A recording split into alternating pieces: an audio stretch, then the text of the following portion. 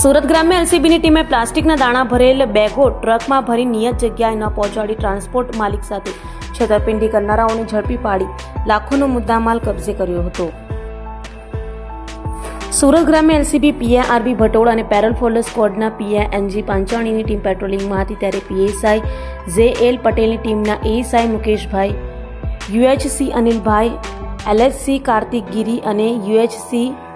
હેમંતભાઈને મળેલી બાતમીના આધારે પ્લાસ્ટિકના દાણા ભરેલ બેગો ટ્રકમાં ભરી નિયત જગ્યાએ પહોંચાડવાની જગ્યાએ ટ્રાન્સપોર્ટ માલિકની જાણ બહાર રસ્તામાં ચોરી કરનાર યુપીના